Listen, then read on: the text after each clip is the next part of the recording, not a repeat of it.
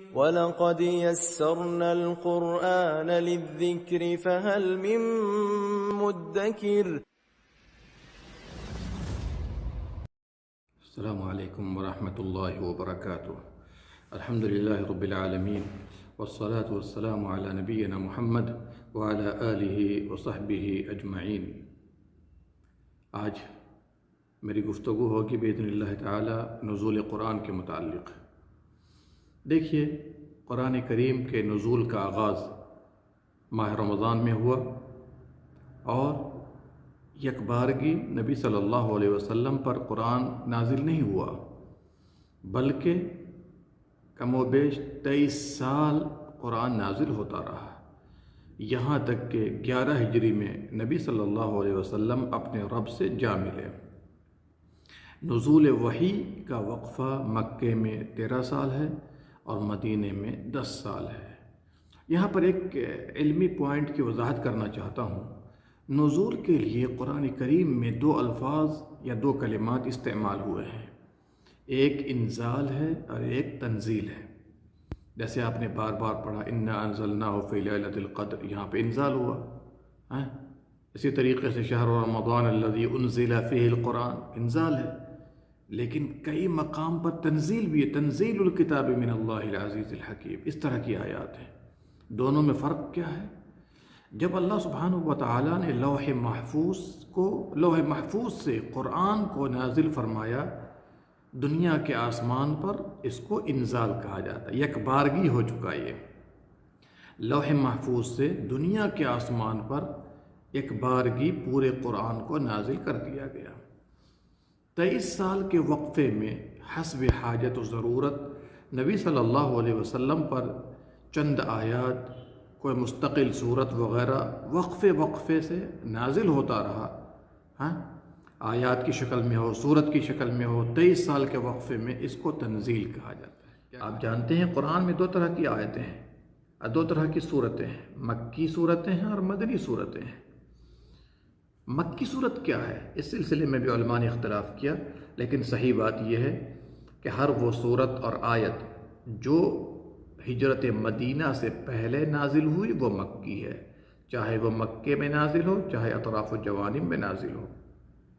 مدنی وہ صورت ہے جو ہجرت مدینہ کے بعد نازل ہوئی ہو، چاہے وہ کہیں بھی نازل ہو.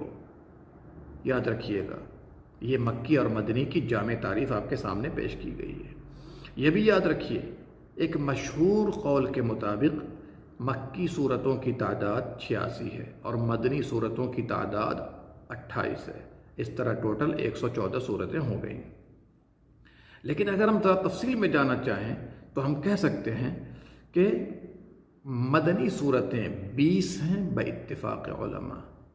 12 صورتوں میں اختلاف ہے، 12 صورتوں میں اختلاف ہے.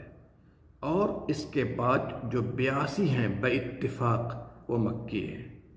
ٹھیک ہے، تو 82 مکی ہیں باتفاق، اس کے بعد 20 مدنی ہیں باتفاق.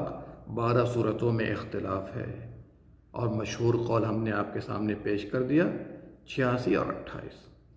جی، تو مکی صورتیں اور مدنی صورتیں. تو مکی صورتوں کو بھی پہچاننا چاہیے اور مدنی صورتوں کو بھی پہچاننا چاہیے. اس میں کچھ فروق بھی علماء نے بیان کیے ہیں. مکی صورتوں میں عام طور پر عقائد کا ذکر ہوتا ہے، خاص طور سے اللہ کی وحدانیت کا، اللہ کی عبادت کا، ساتھ ہی نبی صلی اللہ علیہ وسلم کی رسالت کا اور آخرت کا. یہ 3 چیزیں عام طور پر پائی جاتی ہیں مکی صورتوں میں، اور اس کی آیات چھوٹی چھوٹی ہوتی ہے. جی، مدنی صورتوں میں آیات بڑی بڑی بھی ہوتی ہیں اور ساتھ ساتھ اس میں احکامات کا تذکرہ زیادہ ہوتا ہے، احکام زیادہ بیان کیے جاتے ہیں. یہ ایک اہم فرق ہم نے آپ کے سامنے پیش کر دیا. آپ تمام مسلمانوں کو معلوم ہے کہ حدیث کی سند ہوا کرتی ہے. اگر کسی حدیث کی سند نہیں تو وہ حدیث ریجیکٹ ہو جاتی ہے، قابل و قبول نہیں ہوتی محدثین کے یہاں. اور اسی لیے صحیح بخاری شریف ہے، ہر حدیث کی سند موجود ہے، امام بخاری نے پیش کی ہے. اسی طرح مسلم کے اندر ہے، ابو داؤد کے اندر، ترمذی کے اندر، نسائی کے اندر، ابن ماجہ کے اندر، مسند امام احمد کے اندر. لیکن کیا آپ کو معلوم ہے کہ قرآن کی سند کیا ہے؟ جی، اگر آپ سے پوچھا جائے بھئی آپ جو قرآن پڑھتے ہیں، قرآن ابھی نازل تو نہیں ہو رہا، تو قرآن کی سند کیا ہے؟ یہ قرآن ہم تک کیسے پہنچا ہے؟ تو اس کا جواب یاد رکھیے، قرآن کی سند ہے۔ یہ الگ بات ہے کہ نہ علماء بتاتے ہیں نہ عوام الناس کسی سے پوچھتی ہے۔ جس امام کی تلاوت ہم لوگ کرتے ہیں وہ امام حفص ہیں۔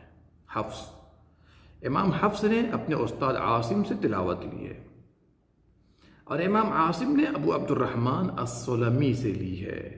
یہ ابو عبد الرحمن السلمی عبداللہ بن حبیب ہیں، یہ تابعی ہیں، اور انہوں نے کئی ایک صحابہ کرام سے تلاوت لی ہے۔ عثمان بن عفان سے، علی بن ابی طالب سے، ابی بن کعب سے، زید بن ثابت سے، عبداللہ بن مسعود سے، پانچوں صحابہ کرام سے لی ہے، اور ان سبوں نے اپنے استاد اور نبی محمد صلی اللہ علیہ وسلم سے لی ہے، اور محمد صلی اللہ علیہ وسلم نے جبریل امین سے لی ہے، اور جبریل امین نے لوح محفوظ سے لی ہے، جو کہ اللہ رب العالمین کا کلام وہاں موجود ہے۔ سب سے پہلے قرآن کریم کی کون سی صورت نازل ہوئی؟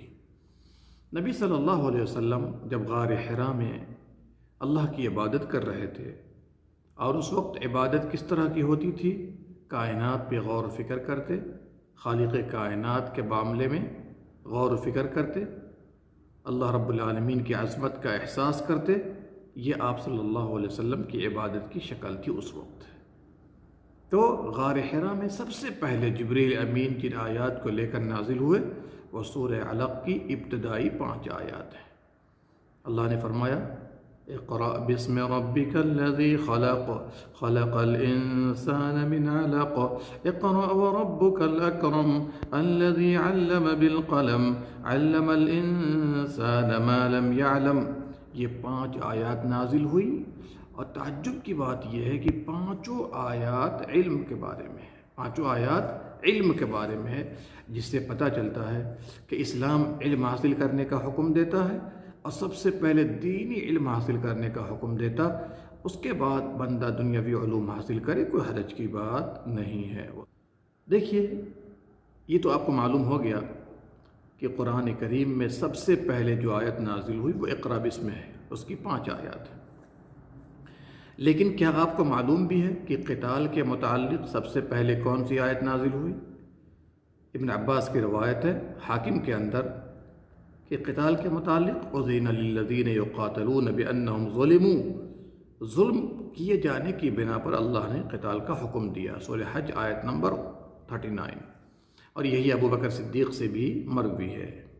خمر اور شراب کے متعلق سب سے پہلی آیت نازل ہوئی کیا؟ یسألونک عن الخمر والمیسر، لوگ آپ سے شراب اور جوا کے بارے میں سوال کرتے ہیں، سورہ بقرہ آیت نمبر 219۔ کہا گیا کیا شراب حرام کر دی گئی اللہ کے نبی صلی اللہ علیہ وسلم؟ تو انہوں نے کہا کہ چھوڑ دیجیے، ہم اس سے فائدہ اٹھائیں گے، جیسا کہ اللہ نے فرمایا ہے، تو پیارے نبی صلی اللہ علیہ وسلم خاموش رہے۔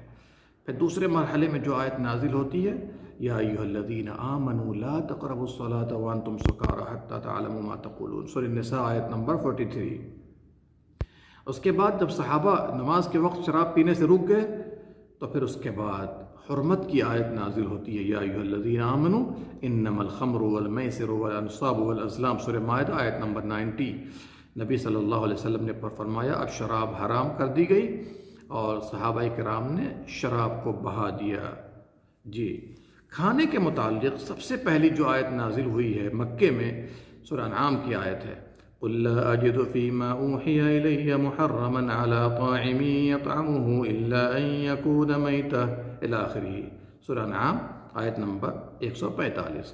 اس میں یہی کہا گیا ہے ہر کھانا آپ کے لیے حلال ہے سوائے 4 چیزوں کے، میتہ مردار، اس کے بعد انما حرم علیکم المیتۃ والدم، بہتا ہوا خون، ولحم الخنزیر، سور کا گوشت، یہ سب حرام ہے، اور جو اللہ کے غیر اللہ کے نام پر پیش کیا گیا ہو، غیر اللہ کا نام لے کر پکارا گیا، وہ بھی حرام ہے۔ اس کے بعد سورہ بقرہ کی آیت نازل ہوتی ہے، سورہ انعام والی آیت کے بعد سورہ نحل کی آیت نازل ہوتی ہے دوسرے نمبر پر، انما حرم علیکم المیتہ، سیم آیت ہے 115 نمبر سورہ نحل میں۔ پھر تیسرے نمبر پر آتی ہے سورہ بقرہ کی آیت، کیا؟ انما حرم علیکم المیتۃ والدم، اسی مضمون کی آیت ہے سورہ بقرہ آیت نمبر 168۔ پھر اخیر میں آتی ہے مائدہ کی آیت، حرمت علیکم المیتۃ والدم ولحم الخنزیر وما اہل بہ لغیر اللہ، اما اہل لغیر اللہ بہ، یہ سب کا مضمون ایک ہی ہے، سورہ مائدہ آیت نمبر 3 ہے کہ سب سے آخر میں کون سی آیت نازل ہوئی۔ اس سلسلے میں علماء نے اختلاف کیا ہے، 10 اقوال تک ملتے ہیں، لیکن راجح اور صحیح بات یہ ہے سب سے اخیر میں جو آیت نازل ہوئی اور اس کے بعد نبی صلی اللہ علیہ وسلم 9 دن یا 9 رات زندہ رہے، باحیات رہے، پھر رفیق اعلیٰ سے جا ملے، کون سی آیت تھی سب سے اخیر کی؟ وَاتَّقُوا يَوْمًا تُرْجَعُونَ فِيهِ إِلَى اللَّهِ ثُمَّ تُوَفَّى كُلُّ نَفْسٍ مَا كَسَبَتْ وَهُمْ لَا يُظْلَمُونَ۔ یہ سورہ بقرہ آیت نمبر 281 ہے۔ اسی طریقے سے یاد رکھیے کہ سب سے اخیر میں کمپلیٹ صورت نازل ہونے والی جو صورت ہے وہ سورہ نصر ہے۔ یہاں پر ایک اشکال کا ازالہ کرتا چلوں، ایک سوال عام طور پر لوگوں کے ذہن میں آتا ہے، جب اللہ نے آیت نازل کر دی الیوم اکملت لکم دینکم واتممت علیکم نعمتی، آج میں نے تمہارے لیے تمہارے دین کو مکمل کر دیا، لوگ سمجھتے ہیں کہ شاید سب سے آخری آیت یہی ہے اور اس سے سارا کا سارا دین مکمل ہو گیا۔ حقیقت یہ ہے کہ اس کے بعد آیت الکلالہ نازل ہوئی، یستفتونک قل اللہ یفتیکم فی الکلالہ، سود والی آیت بھی نازل ہوئی، یا ایھا الذین آمنوا اتقوا اللہ وذروا ما بقی من الربا، سورہ بقرہ میں ہے۔ آیت الدین قرض والی آیت بھی نازل ہوئی جو سب قرآن کی سب سے لمبی آیت ہے، یا ایھا الذین آمنوا اذا تداینتم بدین۔ پھر اس آیت کا مطلب کیا ہوگا؟ اس آیت کا مطلب یہ ہے کہ اللہ سبحانہ و تعالیٰ نے حلال و حرام کو، فرائض کو منظم کر دیا ہے، اور مشرکین کے ساتھ جو مسلمان حج کرتے تھے مکس ہو کر کے، اللہ تعالیٰ نے مشرکین کو دور کر دیا کہ آج کے بعد کوئی بھی مشرک مسلمان کے ساتھ حج نہیں کرے گا۔ تو مقصد یہ تھا، اکمال دین کا مطلب یہی تھا کہ حلال و حرام فرائض کو منظم کر دیا، اور سب سے بڑی بات یہ ہے کہ دونوں ساتھ مل کر جو حج کرتے تھے، مسلم غیر مسلم، کفار مکہ مسلمانوں کے ساتھ، صحابہ کے ساتھ، اس کو کنارے کر دیا گیا ہے کہ اب مسلمان ہی حج کریں گے، جو اسلام قبول کرے گا وہ حج کر سکتا ہے۔ یہ مطلب ہے اکمال دین کا اس آیت کریمہ میں۔ دیکھیے قرآن کریم میں سورتوں کی 4 قسمیں ہیں، ایک ناحیہ تو گزرا مکی اور مدنی صورتوں، اور دوسرا ناحیہ ہے آیات کے اعتبار سے، تو اس میں 4 قسمیں ہیں صورتوں کی۔ ایک کو کہا جاتا ہے طوال، طوال کا مطلب 7 لمبی صورتیں قرآن کریم کی، سورہ بقرہ، سورہ آل عمران، سورہ نساء، سورہ مائدہ، سورہ انعام، سورہ اعراف، سورہ انفال، سورہ توبہ، ان صورتوں کو سبع طوال کہا جاتا ہے۔ دوسری قسم ہے معون یا معین، جس کی آیتیں 100 کے قریب قریب ہیں، 100 یا 100 کے قریب ہیں، اس کو معون کہا جاتا ہے۔ اور ایک قسم ہے تیسری مثانی۔ مثانی کا مطلب یہ ہے جس کی آیات کی تعداد 100 سے کم ہوتی ہیں، 100 سے کم ہوتی ہیں۔ اور چوتھی قسم ہے مفصل۔ مفصل کا مطلب یہ ہے کثرت فواصل ہے، اس میں چھوٹی چھوٹی آیات وغیرہ ہوتی ہیں، عام طور پر بہت زیادہ بڑی آیات، لمبی آیات نہیں ہوتی ہیں۔ تو مفصل صورتوں کا آغاز سورہ قاف سے، اور ایک قول کے مطابق سورہ حجرات سے ہے، اختتام قرآن تک، سورہ ناس تک ہے جی۔ اور چونکہ ان کی صورتوں کے درمیان بسم اللہ کے ذریعے بار بار فصل کیا جاتا ہے، اس لیے بھی اس کو مفصل کہا جاتا ہے۔ کہ قرآن کی آیات اور صورتوں کی ترتیب یہ نبی صلی اللہ علیہ وسلم کی طرف سے ہے من جانب اللہ، یا صحابہ کرام نے اجتہاد سے اس کی ترتیب دی ہے؟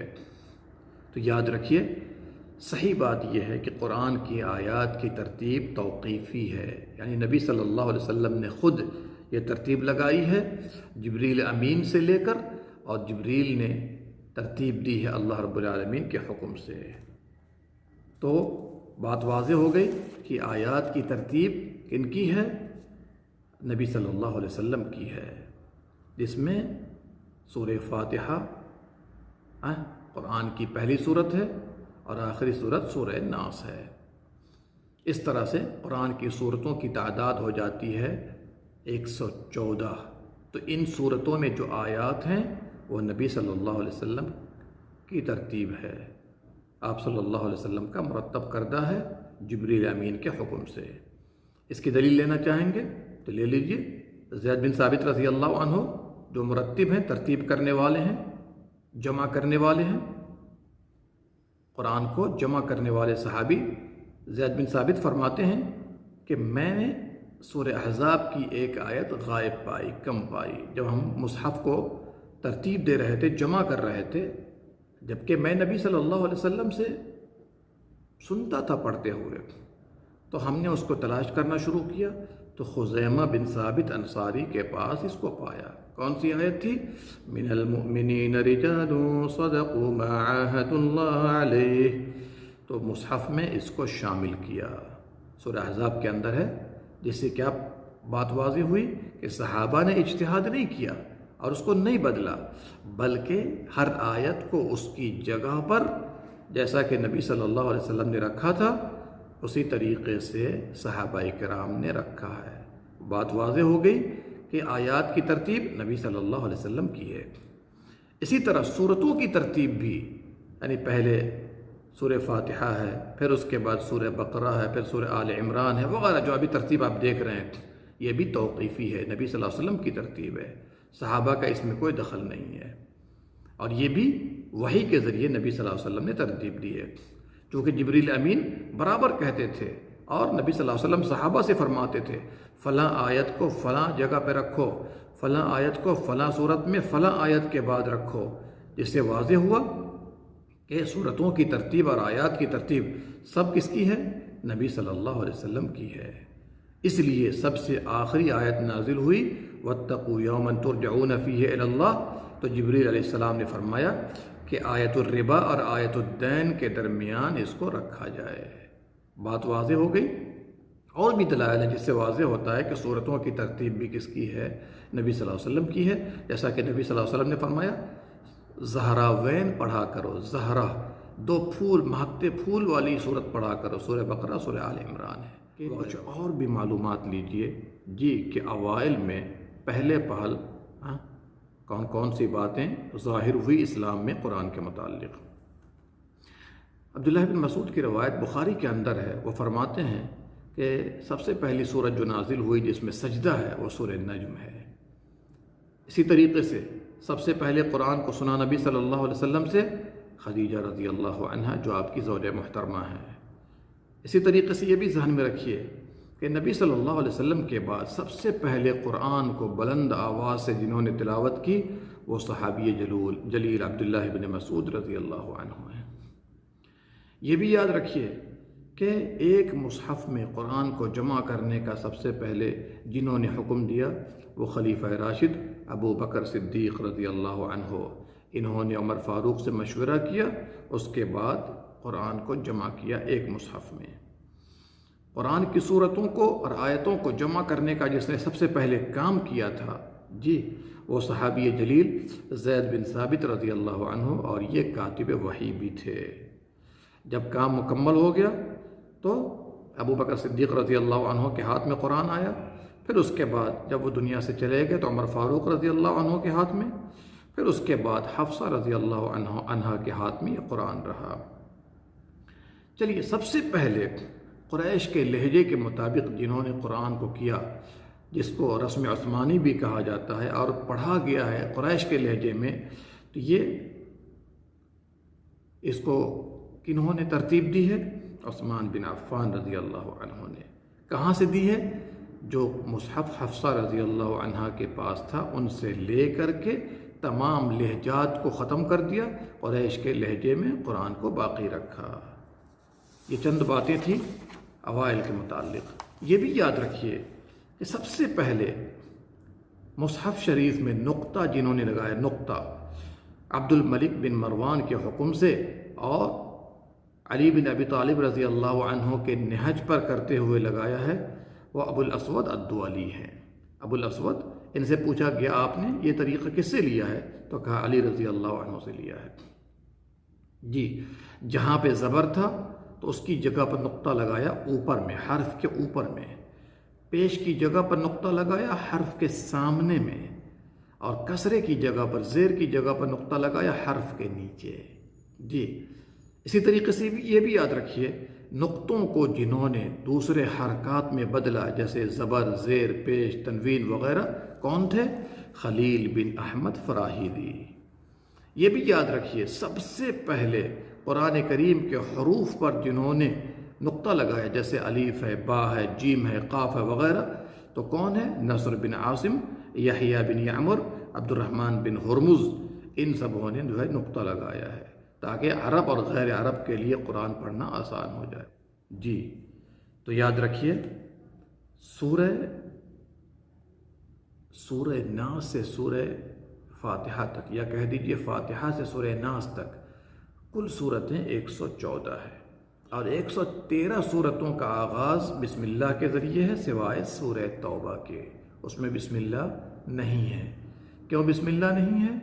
اس لیے کہ جیسا کہ علی رضی اللہ عنہ فرماتے ہیں کہ سورہ توبہ اور سورہ انفال یہ دونوں کا مضمون ایک ہے، اور چونکہ سورت بسم اللہ کا نزول ہوتا ہے امان کے لیے، اور ان مشرکین کے لیے امان نہیں ہے۔ دوسری بات یاد رکھیے، پورے قرآن میں 30 پارے ہیں، 30 جز ہیں، اور ہر جز کے اندر 2 حزب ہے، یعنی 60 حزب ہو جائیں گے۔